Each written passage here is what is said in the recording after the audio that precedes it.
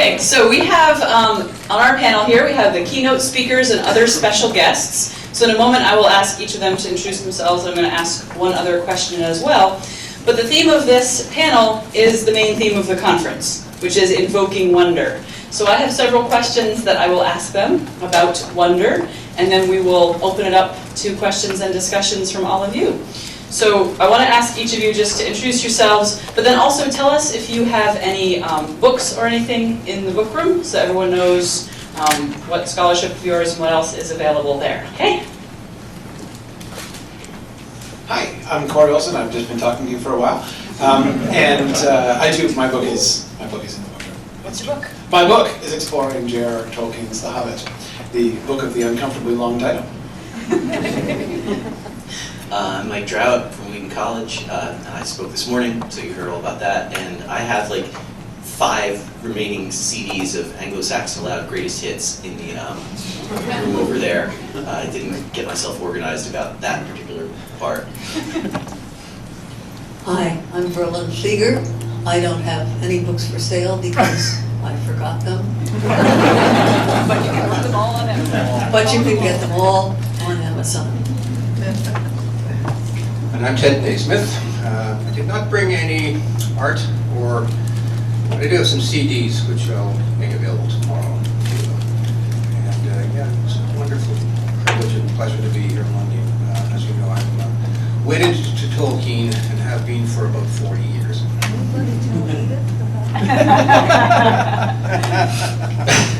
Good afternoon, everyone. I am John DiBartolo. I'm the minstrel behind the Lonely Mountain Band. Maybe you're familiar with the music. Also, speaking of Lotro, I'm the founder of the Lonely Mountain Band Kinship in Lotro, which is probably a nicer baby at this point than the music. So tonight I'm going to be talking about bladesmithing, actually of all things, sub-creation, and my music. So I have a spear to show you all later. So.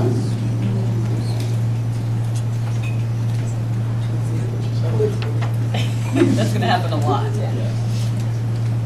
Yeah, the things we can knock over right on Yeah, things over the edge. Oh, and I'm Serena Higgins, and I have some Charles Lewis books there, so you can check those out. So we're going to start out by asking each of you, since you are on this panel, we assume that wonder is important to you. And I have a question that Matthew DeForest sent in. Can you recall the moment of wonder that set you down this path? Maybe the first moment of wonder, or the moment that made you want to study and engage with wonder in some sense? We're going to come back and talk more about the word and its definitions and its history after that, but just sort of what got you started in this. We can go in order unless someone just says, ooh, I want to piggyback. Question. For me, it was definitely my introduction to wonder as imparted and facilitated in literature was definitely being read to as a child by my parents. I have some of my clearest and dearest early childhood memories from when I was about 6 are when my parents read the Chronicles of Narnia to me, and specifically, I think the title of The Horse and His Boy was one of the things that sort of really first that kind of element of wonder that Tolkien talks about, and is That's a green great dragon moment. It is, yeah. I mean, when I was 6, and just kind of just rolling that title around, in my head was, and then of course the other was the day about a year later when my father, who is not much of a reader, especially of fiction, handed me the one book he ever handed me, the one book I've ever read that I read because my father recommended it to me, which was Watership Down, and being immersed in that world, which was so striking in that, because the different quality of wonder in a story like that, less mythical and magical than Narnia, but no less striking and sort of inspiring in that way. So those are certainly moments which were for me extremely formative, and one of the reasons why not only Tolkien's works, but the ways that Tolkien talks about wonder and everything were always very sharp for me. I have a feeling these are all going to end up being really similar.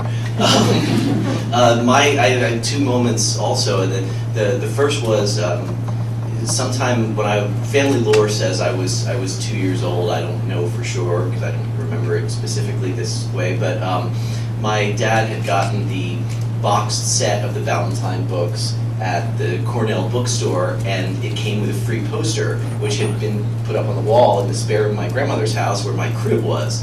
And supposedly I stood up and pointed at the Barbara Remington poster and said, "What that? What that?" And I still look at the Barbara Remington poster and say, "What that? What that?" Because it's not anything from the Lord of the Rings, really. But I was fascinated by it, and then my parents, my dad, who did some of the nighttime reading, but all the Hobbit and Lord of the Rings. And in fact, I still mentally mispronounce names of characters the way he mispronounced them.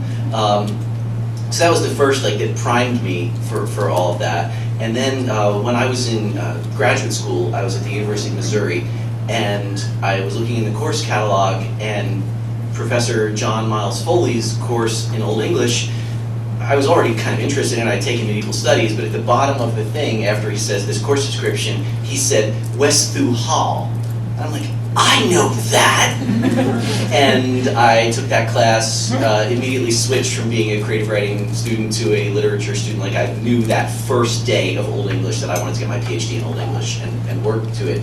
And it was because of Westthoo Hall that I took that class. So those are my moments of wonder, which I think are this combination of serendipity and maybe fate. I was destined to, do this stuff.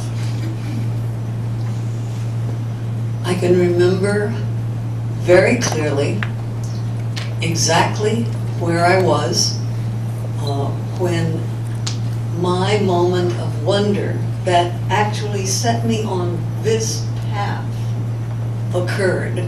I was lying in bed, propped up on my elbows with a book in front of me on the pillow, and I was reading the scene of the window on the west in Ithilien, and the description of Frodo looking at the shimmering curtain of sapphire and rose and emerald and ruby of the sun shining through the falling rain, which I'm going to be talking about some more tomorrow. So I'm not going to say too much about it tonight. But it was a moment of such beauty that I had to stop reading. I just sort of went, that moment has never left me. I'm very grateful to have had it. It sure was wonder, and it's why I'm here today.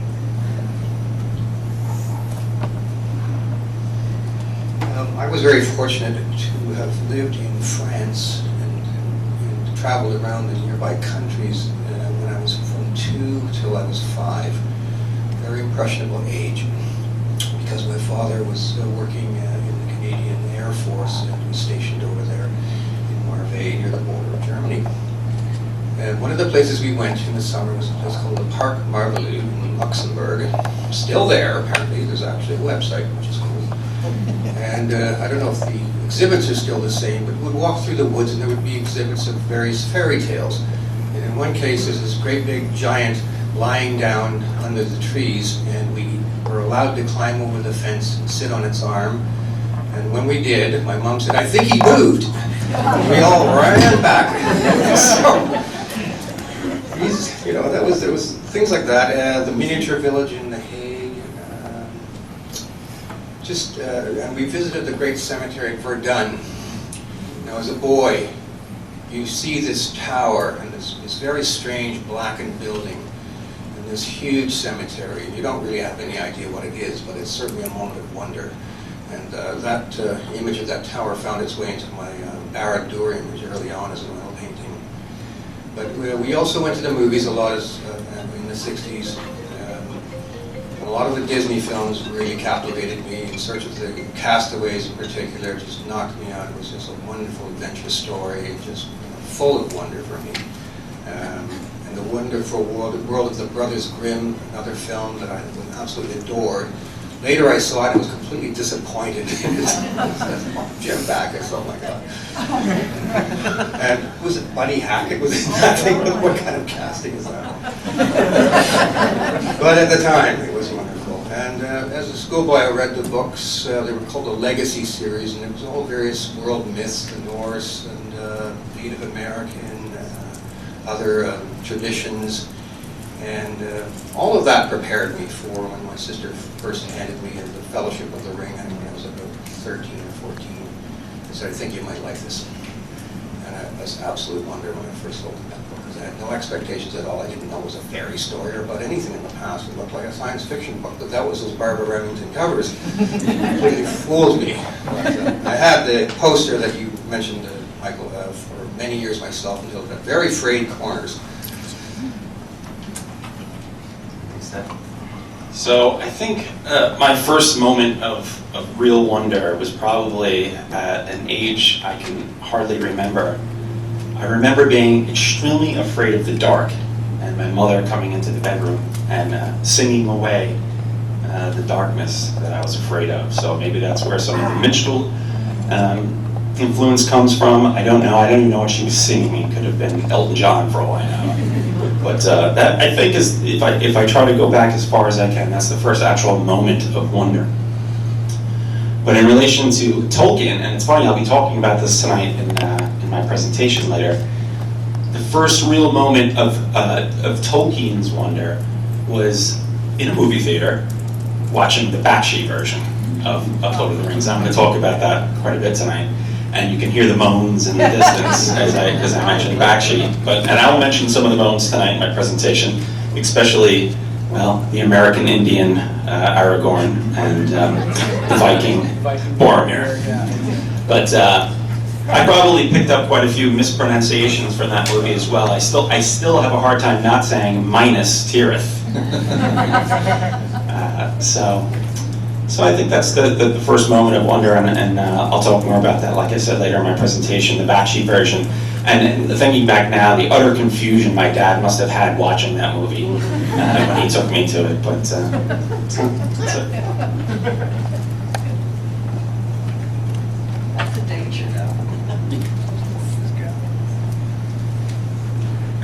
Thank you, everyone. So we've had wonder being evoked by literature, music, and art. A lot of my early ones would have been from experiences of nature as well, which some of these works of literature are describing. And you mentioned the Great Green Dragon moment, and you made me think also of C.S. Lewis says that wonder for him was evoked by just the title, The Well at the World's End. Not even knowing what it's about, but just the sound of the words. So let's back up a bit and talk about this word. What are we even talking about? What is wonder? So Carl Pearson asked Dr. Drout specifically if you could talk about the use of the word wonder in Old English, which almost has a sense of a quasi-sacramental enigma. And then the rest of you want to talk about just the word and what it means to you. And we sort of overuse wonderful, that just means kind of cool, kind of great, whatever. Or we just use it as a question. I wonder what I'm going to eat tonight, something like that. So what is this word and what is this experience we're talking about? Is it the same as the romantic Sehnsucht, C.S. Lewis's joy? What else does it compare to? So, Dr. Drout, you want to start? Oh, sure. Yeah, so now I'm supposed to etymologize wonder off the top of my head. I'm going to keep thinking about that, see if I can pull something up. Some of you have internet connections, so you can look up the OD thing. But I will say that the word wonder, if any of you who did the Old English, you learned, this is one of the first words in Anglo-Saxon you learned because it's in Cadman's hymn. Swa he wundra Yehuas. So he, God, each one of wonders. Wundra, genitive plural, and Yehuas, each of wonders. And so this is obviously a word, it's wundra already in the Anglo-Saxon period. And now I really want to know what the etymology is. But it's... Online etymology dictionary says of unknown origin. Yes. Okay. So there, that's why I didn't know it. Seriously, this has happened to me like more than once now. In my PhD defense, my dissertation director was asking questions about stuff, and he says, so tell me about the not my defense, my oral exam, whatever. He says, tell me about the manuscript of the Battle of Malden. And I went, I can't even fake it, I have no idea. He goes, that's because it burned up in a fire and nobody knows anything about it. so it's okay, so I'm okay with wonder, right? Yeah. But is Dr. Pearson right that there's almost a sacramental mystery about the word? Well, I mean, in that Captain's Hymn piece, right, that's like, God made each one of wonders. There are certain special things, and it's in the religious poem. You know, it's in Captain's Hymn. So I don't know if it's the way it is in modern English now, where it's something that maybe surprises you or you don't understand completely. But that would fit with what's going on in Captain's Hymn, right? That poem is basically just a list of God made the world, and these are all the parts of it. You know, He made each of wonders. He made heaven as a roof. He made Middle Earth, which is in that line. The earth as a home for men, and that's pretty much all the poem says. So wonders gets kind of given. Is it creation? I kind of want to pass to the artists about this, or Verlyn. Or artist or Verlyn, whichever comes first. You know more about it than me. Really, of unknown origin? Well, I think that wonder is, frankly, rather hard to define. It is of unattested origin, and it certainly seems to be trying to pinpoint something that is very hard to get hold of. If it weren't, it wouldn't be a wonder.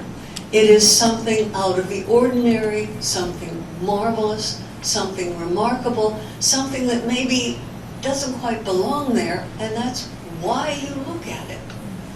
It seems to me that a lot of wonder is what you make of it. You said, for example, that it's a noun and a verb, which it is. Wonderful.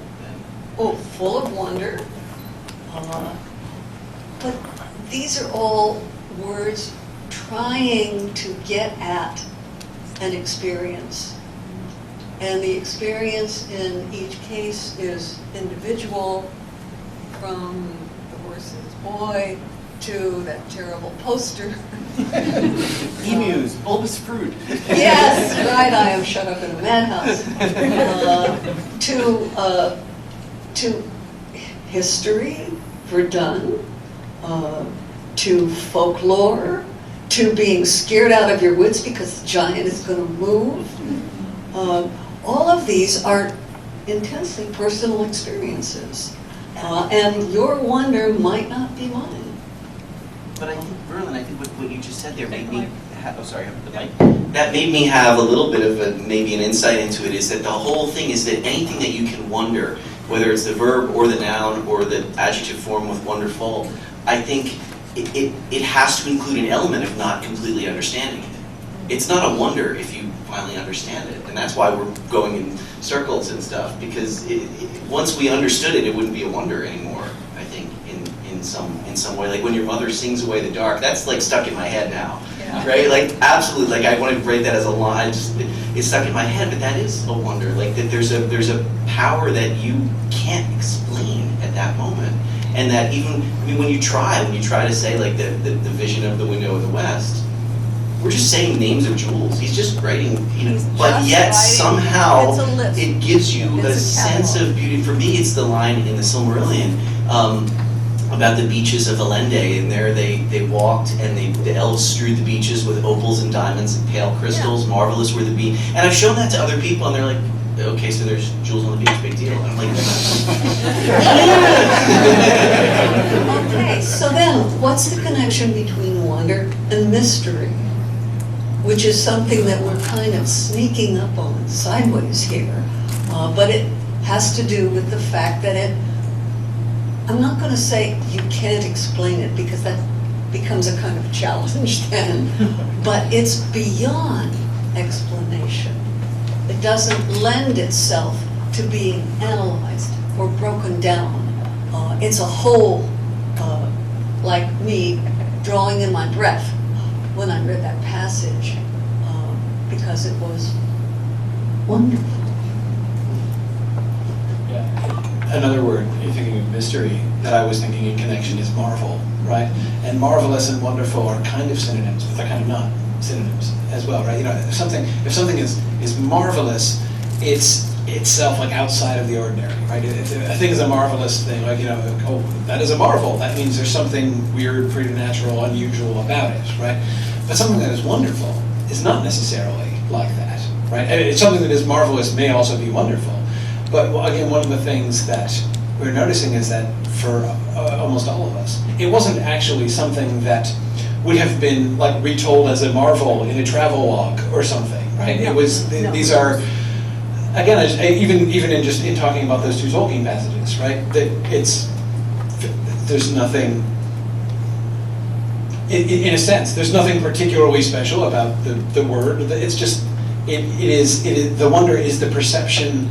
It is a way of perceiving, a way of imagining something which is otherwise not marvelous, like sort of normal, right? And again, that's why I come back to Tolkien on recovery, you know, that and the way that wonder and the perception of wonder is often as much about our own relationship, our eyes being open to things anew, and our imaginations being led in a particular direction that we haven't.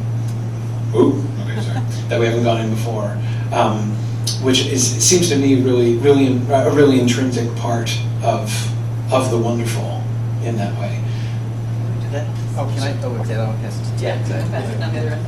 So we're hearing the scope of this word, and I think what you're all saying might explain partly why we see it occurring very early in this religious poem, because it's about concepts that are so big that it's hard to capture them. So we had a question from Laura Leesmith about whether wonder can play a meaningful role in academia, but I'm going to broaden it out a little bit and ask each of you, were you led to some specific project through a sense of wonder? So a musical project, an artistic one, or an academic one? Let's start with John.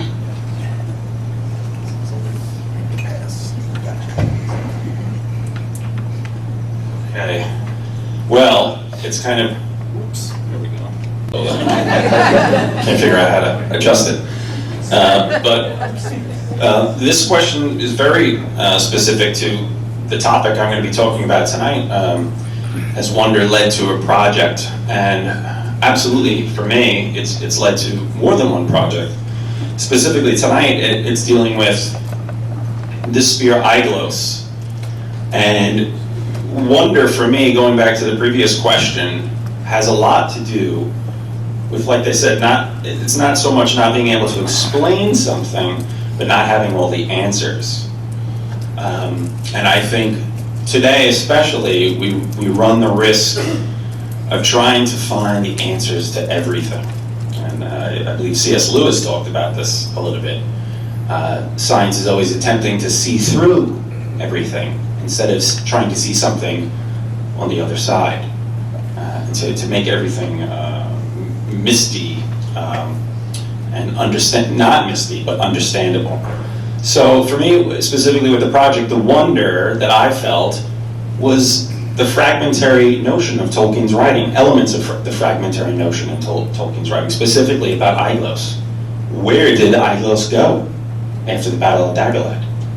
So that drove me specifically to seek out all the fragments in Tolkien's writings, what happened to Aiglos, and then form a song that maybe could attempt at answering the question. So for me, wonder has a lot to do with just simply wondering, what happened in that story. And that's what I love about Tolkien's writings, is he's always tossing these fragments out there, and it's like, what was this? To it? Exactly. Well, we're going to find out tonight. This is gonna bother me. Only a couple hours.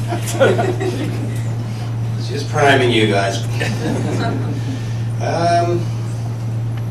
When you look up in the sky on a sunny day and you see an airplane, that's actually pretty wonderful as a child. I think, what is that thing doing up there? How did it get there? And why is it up there? Not falling down. We used to take the kids to the airport, the international airport. We sit on a road in front of the approach area and watch these planes coming in. And to me, that is wonder. my kids were wide-eyed, of course, and this thing is just bouncing along, it's just, it's a massive thing, it's a machine, and touching down in the most delicate way. That, to me, is wonder. I mean, there's a lot of wonder in science and technology, and I think we live in a wonderful age, actually, if there ever was, I think, for us ordinary people to see and witness things. A space ship, a moon, a man getting off a spaceship on the moon, or understanding how incredibly complex the human body is and how integrated its systems are and how just extraordinarily magical in some ways and prepared for the many ways in which a creature must live in the world and has intelligence and all of that. And how did it get there? How did we come to be conscious? That to me is wonder. The scale of the universe, what we know about the distances and the sizes of things out there that just are beyond conception of our minds, and inspire all of these wonderful stories of traversing the distances and what we might find out there. Just even thinking about things like that is to experience wonder, I think. And of course, there's the wonder of the numinous experience of the divine. It seems like suddenly, what was ordinary is not ordinary, and you're sitting there thinking, wow, that's a whole new dimension to the thing, and that's changed me. So these are the kinds of things I find really inspire my approach to my art. I try to inject it with that sense of wonder. I think fairy is a beautiful place for that experience. They say that it's the ordinary twisted a little bit to make it sort of different and unusual and mysterious. I think that's a great word, mystery. So those are the kinds of things I think about. I once heard a sermon that stuck with me that said, if you haven't got a sense of wonder, you're not really going to experience your life in the way that it needs to inspire and to experience beauty and that which is special and beautiful when you're coping with the weight of the evil and things that are so disillusioning about this world as well. So and that itself is a wonderful thing, to know that there's this extraordinary range between that which is so terrible and terrifying and that which is so wonderful and redeeming at the same time, both in the same realm. Anyway, there are some feelings about those things. Well, I got a couple of ideas just from listening to people. First of all, you contrasted wonder and terror. And I wonder if terror is not wonderful in its own way. We speak of wonder almost always in a positive sense. And if something is wonderful, that means it's really, really, really good. But we use it as an intensifier. And it seems to me that evil is an object of wonder. How does this happen? How could this happen? The mystery of it.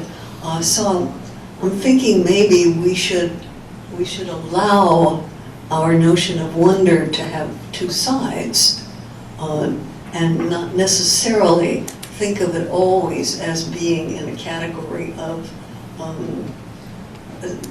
divine, although the divine can also be terrible. You see the problem you run into when you start playing around with words.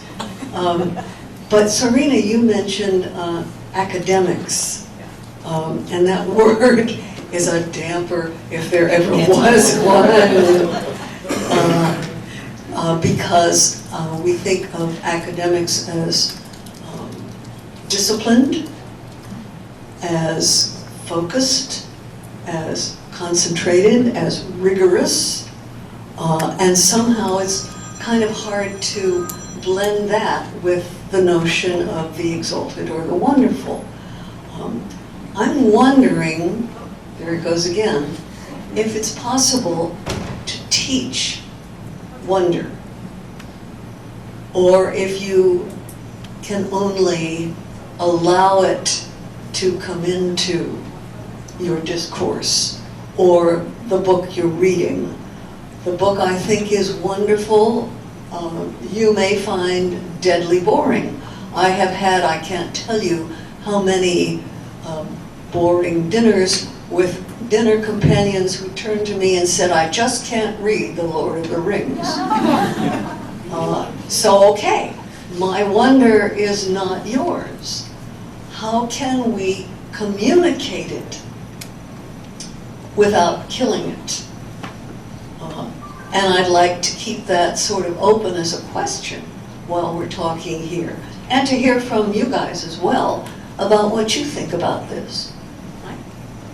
It's just, now there's just so much. I've had like 7 different things I wanted to say that were inspired by that. So I think I shouldn't say any of them. And instead should try to answer that academic question also about what is, how you're led to a project or what is wonderful. And I've always been, I don't know why, deeply stirred by the ideas of traditions, of things that have been going on for a long time and things that you keep discovering. It's like, one of the things I've discovered is how many family micro-traditions are, go back a ridiculously long way. I mean, my kids are half Jamaican, half German mixed of everything else that I am, and yet they're going to have little folkways that clearly came to America in 1850 from Germany. Because there's no other way, like just things we eat, things we do that aren't like the big things that you'd ever look up in a book, but are family, like family microculture. And I'm fascinated by those kind of things. And the academic side of it is the giant collaborative project that is trying to understand Beowulf since 1815. And then even the project of copying down the poems and passing them on, and those things that are so precious because they're damaged and they're almost lost to us. And other people I know think like they're frustrated by Beowulf's scholarship. There's so much of it. There's so much in German. I don't, there's all this wrong stuff. And I look at this as this monument of human accomplishment that, these indexed and linked together, and the ideas of people from hundreds of years communicating with and dropped and picked up and run with. And the wonder that you guys were talking about, it was making me think of just recently, I've kind of discovered wonder in the millions of ways that human beings have come up with to solve little problems, like how you lock a door, or how I took 1 month of my sabbatical that I just had and rebuilt a bathroom from the studs out. And I learned so much by doing it, and so much technique, and you realize that those are all traditions that are being passed on to people. And then to tie this in with Tolkien and with what we study, is that he had this, I think, almost completely original idea of that he could make us feel those, like he could make traditions that never actually existed and make us believe they were traditions. And the metaphor I keep using is, it's like he went out and built a ruin in the garden, and we could imagine the building that was there before it fell down. And I am just blown away by that. And I now am discovering in other places that where not people have done it on purpose, but China has a whole tradition with Dream of the Red Chamber. That's a unfinished work that has commentators and layers of discussion and layers, and nobody knows what the real edition is and everything. And we've got it with Chaucer, we've got it with Shakespeare in the first folio. But all of those required generations of humans, and Tolkien just did it himself. And now, the great fantasy authors who followed in Tolkien's footsteps, he laid down a blueprint for how we can do that, and it boggles my mind. So there's the sense of wonder that this, yes, he was a particular genius in a particular time, but nevertheless, it's given so much to me. So that's my gushing wonder that you guys triggered. And I didn't even get to the point where somehow many of Ted's paintings strike that sense of wonder in me. They just are the key that fits the lock. I know there's other people who love different Tolkien illustrators and stuff, but it's always been that way for me. And it does. It unlocks something in my brain, and it's often, you look at it and it's, don't take this the wrong way, it's just a landscape picture. There's nothing marvelous in it. There's not an exploding volcano and 7,000 orcs. It's like the scenery of the Shire with some trees, and yet I am captured into it in a way, and I just kind of, I would love to understand that before I am done, and I don't know, that's what I'm working on in some ways. You can do the volcano if you want. For me, and Verlyn, coming to what you were saying about, I don't know, I don't think myself about consciously undertaking the project of instructing in wonder exactly. But for me, what I've always loved to do most is just sharing wonder, basically. And for me, that's what teaching has always been. What I've always loved doing is just communicating. And I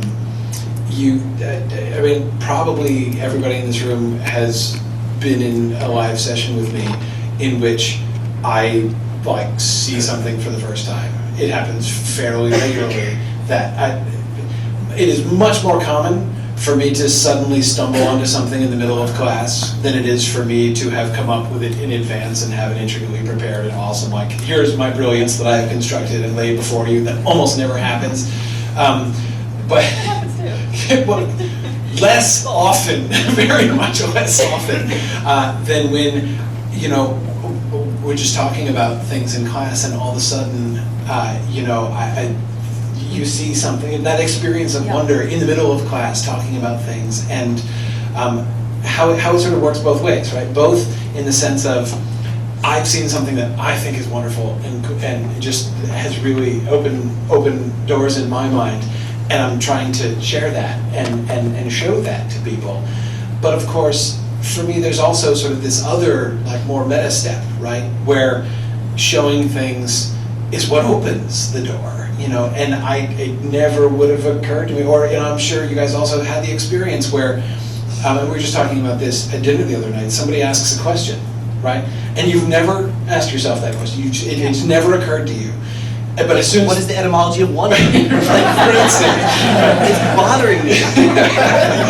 Well, there are always those occasions. But no, I'm talking about the occasion when a student asks a question, and as soon as they ask the question, you've never thought of it before, but you immediately have an answer, right? And you find yourself answering, and the student probably thinks that, you just had this in your back pocket, right? But the whole time, there's a part of my mind which is dissociated from my mouth, sitting back and listening, yeah, that's kind of good, actually. That's really interesting, and that doesn't always happen that way, but occasionally it will happen, and it's really neat. And the way, so for me, the whole academic enterprise, the whole enterprise of coming together and studying together and discussing together has always been for me not only a place where the subject is the wonderful, and again sort of sharing my own wonder, but of the discovery of wonder that happens within that process. And so many times, or when people say wow, that was a really cool class, and I'm like, wasn't it? Oh my gosh, I learned so much during that class. It was incredible. I did have to say, so this is old high German. Okay, I'll go back, but I have to say something about Corey and about this, because what you said, I can't teach wonder either. What I can just do is, I think what we all do is, look at this really cool thing. You'll like this too, right? But I have to say this so when I first found out about Corey's work, and there was a podcast, called The Tolkien Professor. And when I first saw it, I went, the definite article and not the indefinite article. But I went and I listened, and I was listening with okay, I'm gonna find something, And instead, I got drawn in, because exactly the way you teach is, look at this really cool, amazing thing. You'll like this even more if you do that. And then that creates that sense of shared joy that I think that Tolkien and Lewis were getting at. Tolkien would sit there and write solitarily, but then what does he do? He goes and reads it out loud to his friends. And I just had to say that when you said that share thing, you are really, really good at that, and just getting that out there, that's how you create wonder, is you wonder at stuff in front of people. Just wait, hang on. So, Yes, the definite article. The definite article thing, okay. Any old Tolkien professor? That was kind of unintended. So the way that came about, actually, off topic, but I have to. I'm sorry. It just started as a URL, right? Like I wanted a website that kind of explained what I was doing. So I'm like, so TolkienProfessor.com. And I'm like, okay, yeah, that's really cool. And I really liked it. It was kind of brilliant. And then I've been running the podcast for a couple, and people started calling me the Tolkien Professor, and I'm like, oh crap. Because that's exactly what I was, and then I'm like, but after a while, I'm like, well, there it is. Okay, so. I came around. So what I'm hearing then is that wonder might not be teachable, but it is contagious, and that people can catch it from you. I'm going to move us along because we want to take questions from the audience as well. And if you want to pick up on these. Verlyn really wants to. Yes, but we only have 20 minutes left, and I'm going to take questions from the audience because we want to make sure that people get to share. And we'll pick up on these themes. And if you want to call out a specific person you have a question for, because I'm only going to let 1 or 2 people answer each question so that we can get more than one in from the floor. So, anything you want to pick up on? Yes, I want to know what Verlyn wants.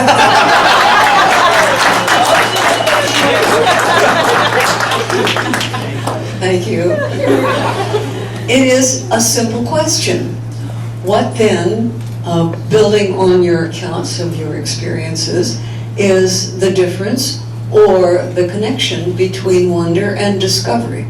Because what you've been describing is discovery, is an epiphany, an oh my moment in which there was something that you suddenly see that you didn't see before. Now where does that hook on to wonder? Yes. Yeah, that's an excellent question, because I've been thinking all along that wonder is very closely allied to curiosity. And that's in the 2 senses of the word. Because when you say, I wonder about something, you're curious about it. And that's why I think this is so important in academia, because academia is driven by research. And what is research but curiosity that is, as you said, focused and rigorous? So if I just start out with a question like, how did the original audience take Rosalind at the end of As You Like It? Was that a man or a woman or a boy? To the audience. That's a research question, and I'm driven by curiosity because I want to know.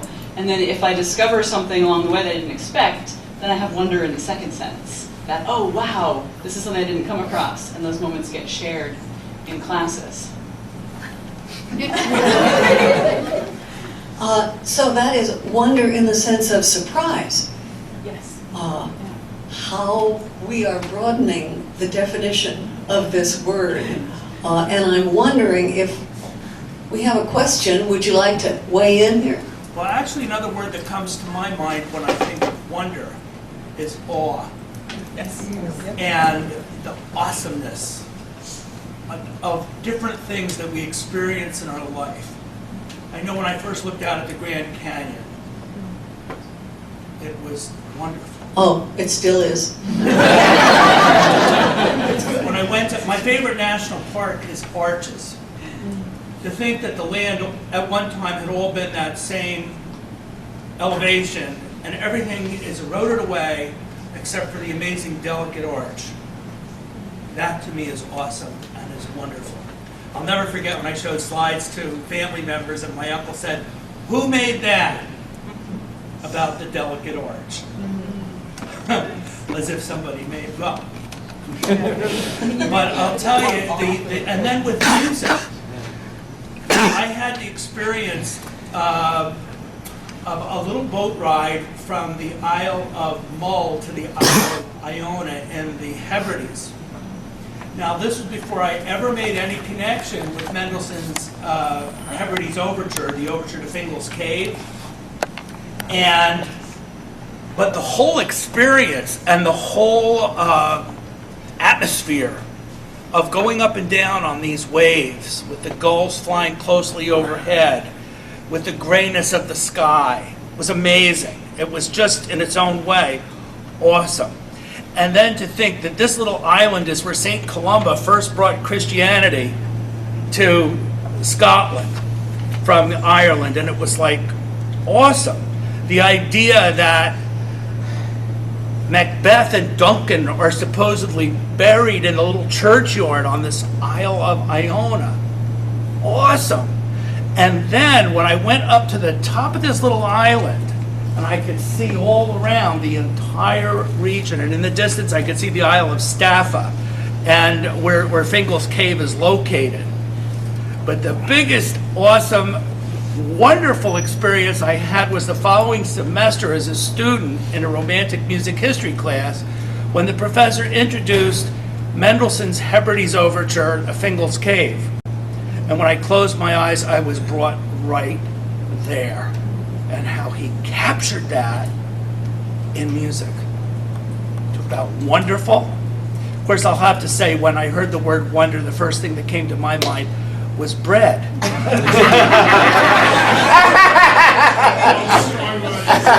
Thank you.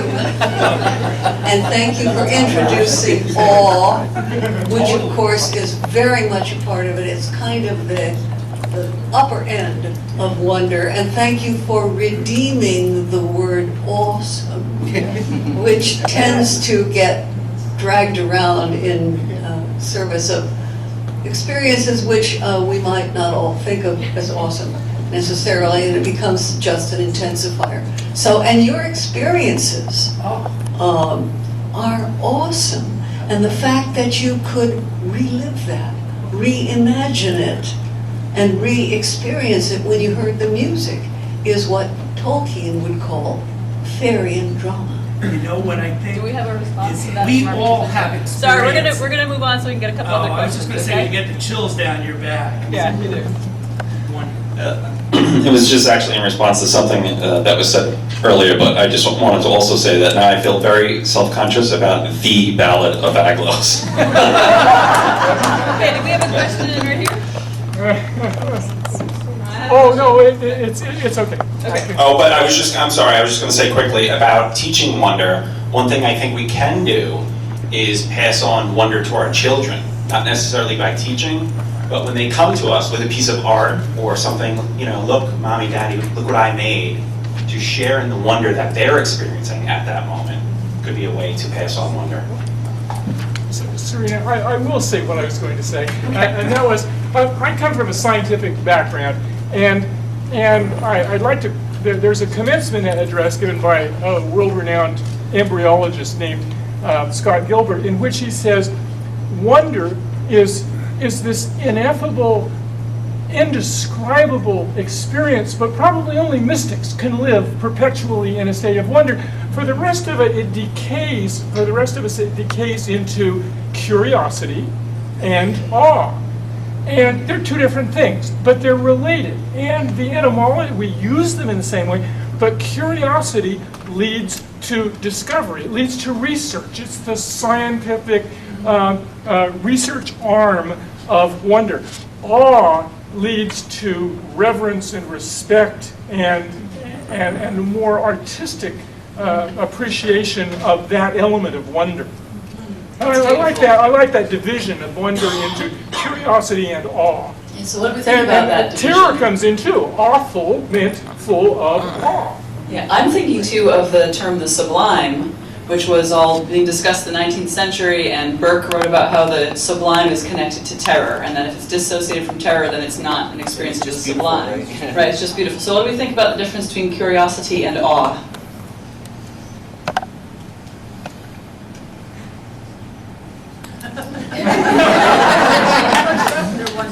Hot potato now. Curiosity comes from within, awe comes from without. Okay? I want to challenge your distinction between research and awe, because it seems to me that some of the greatest moments in research have been awe-inspiring. So I can't really see that they're in two different camps, or that there's a line drawn down the middle.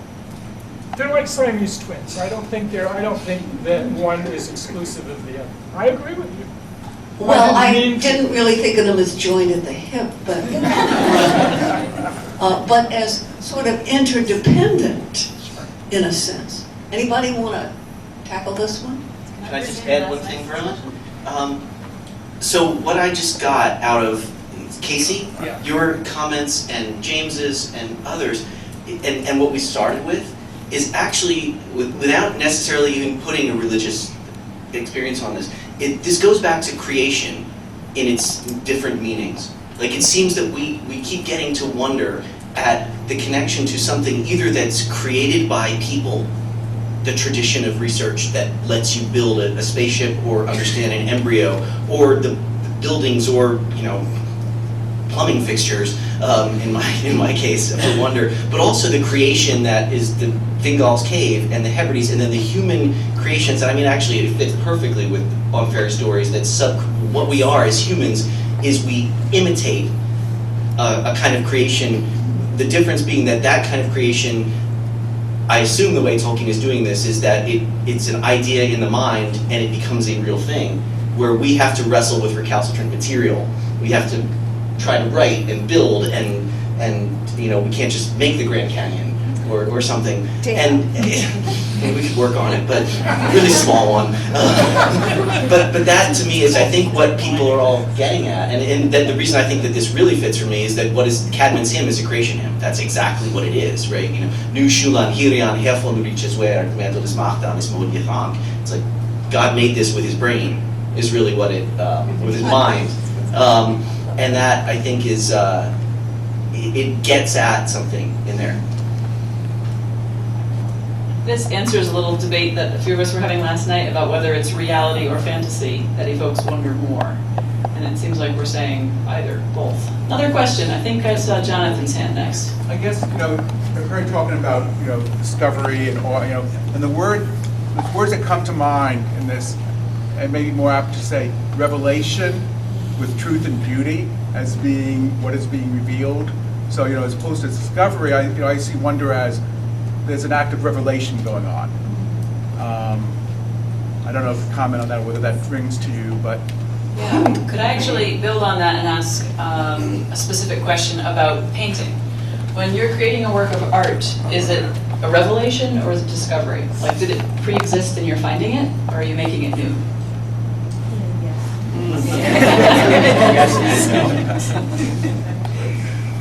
It's definitely the same experience that the author reports in inventing stories, that they tend to discover rather than invent what's going to happen. And the art is the same to me. I have an image in my mind and I don't know why it happens to take that particular shape, and I will sometimes explore it in different ways and expand or develop it, but the kernel is always, I really feel like this would be an interesting thing to look at and see, and I find fairy extraordinarily potent as a source of ideas, because you're in the middle between reality in terms of doing a window into something that isn't there and trying to convince people that it could be there. And so that to me is a very tantalizing thing. It's just like there's all this tension going on in everything.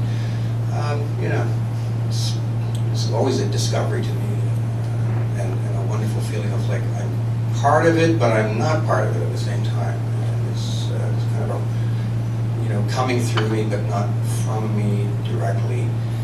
That you feel like you're an instrument in some ways, and that is a very humbling feeling too, and a very special feeling, I believe. So, when we were talking, I thought there was a series of, pulp novels called Tales of Wonder, right? A magazine or journal or something like that. Well, obviously that was, testament to the experience of reading about these invented and wonderful sort of imaginary things, whether it's science fiction or fantasy or anything, and horror. So, the word is very appropriate, of course. And I want to see Wonder Woman. Yes, I'm sure it's great. Anybody else? Movies. Revelation? I would just add to that, it could be related to revelation, but picking up on what Ted was talking about how the image comes about from inside your mind, and sometimes being surprised by it. I think the same thing happens with music, especially if you've written and recorded something and then go back and listen to it maybe after a while, and you wonder that you did that. Yes. So that's another form of wonder. sometimes I think, how did I even write that? Where was I at that time? It doesn't seem like me now. So, or you could feel very proud of a work of art, but there is a certain post-creation wonder that's what I'm talking about, and I experience that sometimes with music, and it helps to go back and listen to things for re-inspiration. So I'm sure the same thing happens with painting and writing and other forms of art when you visit them again. So. Another question. We have time for 2 more. This is sort of adding another dimension to it. When I did the course with Corey a few years ago on Tolkien's early poetry, one of the things that struck me about it was the way that he tried to evoke wonder. He didn't try and describe it, and he used very often things like gemstones, light, graceful movement, dance, and through the Arundel poems and the Cortarian trees, of course, was another one. A lot of the things that he used to evoke that wonder were nature, which of course you can then take further and say, well, if it's that might have been his belief in God. But the fact that they were simply sort of objects to invoke the feeling, do people feel that that connects somehow still with the ideas that you described about your parents or the experiences that made you experience wonder? So in Tolkien's early poetry, Yes. he uses a lot of words connected to nature and objects to evoke wonder. Yeah. And for Tolkien, this is connected to his faith in And God. ourselves. So how do you each think that connects? Okay. Mike was listening to you and your catalog of things, and he turned to me and said, and bread and stone and wine, which is a quote from the fairy story essay about what's in fairy, and I replied with, and ourselves when we are enchanted. And that's where wonder really lives, is in ourselves, in the experience to us of what those words mean. It is we who are wonderful. Yeah? Yeah. Yeah. Okay. Top that. That actually sounds like a good place to wrap it up.